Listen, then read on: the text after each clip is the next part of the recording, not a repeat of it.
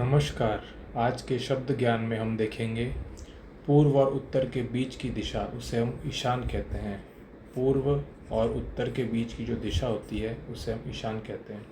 वहीं जो गुण दोष का विवेचन करता है उसे हम आलोचक कहते हैं। वैसे ही जो सिर्फ दोषों का विवेचन करता है उसे हमने पढ़ा था छिद्रान्वेषी कहते हैं। दो दिशाओं के बीच की जो दिशा होती है उसे हम उपदिशा कहते हैं, जैसे कि ईशान, दो दिशाओं के बीच की दिशा। पहाड़ के ऊपर की समतल ज़मीन उसे हम अधित्यका कहते हैं, पहाड़ के ऊपर की समतल ज़मीन। वहीं उपत्यका, पहाड़ के नीचे तलहटी में जो ज़मीन होती है उसे हम उपत्यका कहते हैं।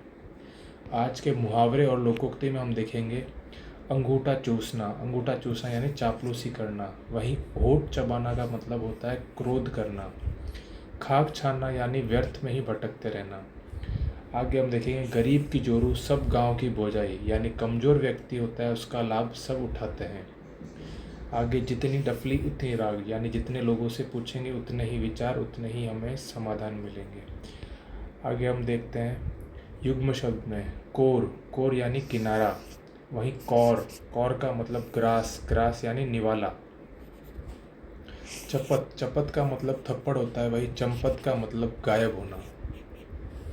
गिरा का मतलब वाणी या सरस्वती। वहीं गिरी का मतलब पर्वत, जैसे नीलगिरी पर्वत। और गरी का मतलब गुदा, किसी फल का जो मुलायम भाग होता है उसे हम गुदा कहते हैं। कादम्बरी यानी शराब। वहीं कादम्बिनी का मतलब होता है घटा, यानी आसमान में जो काले बादल छाते हैं उन्हें हम कादम्बिनी कहते हैं। दशन का मतलब दांत। वहीं दसन का मतलब होता है क्षय या फिर नाश होना। आज के विलोम शब्द में हम देखेंगे स्वजन यानी अपने, और उसी का विलोम होता है परजन। हास मतलब हंसना। वहीं रुदन मतलब रोना।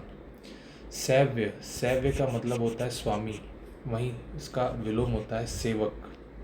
व्यक्ति का विलोम होता है समाज। कुलभूषण यानी कुल का दीपक या कुल का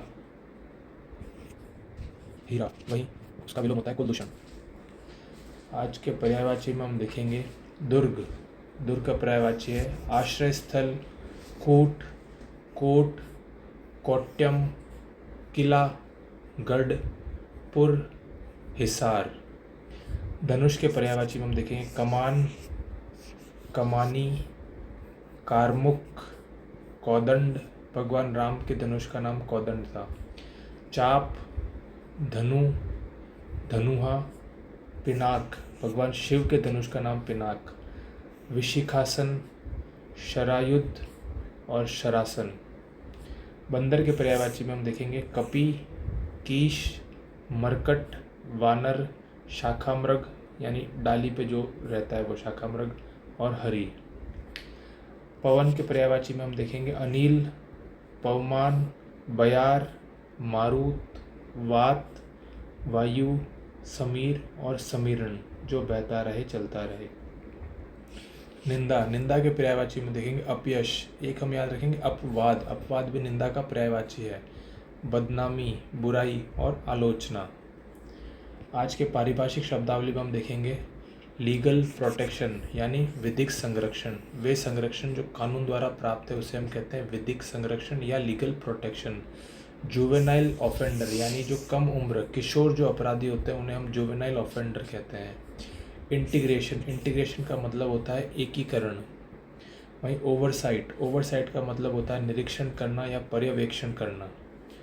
परसुएड का मतलब होता है समझाना, मनाना या किसी को किसी बात के लिए सहमत करना। धन्यवाद।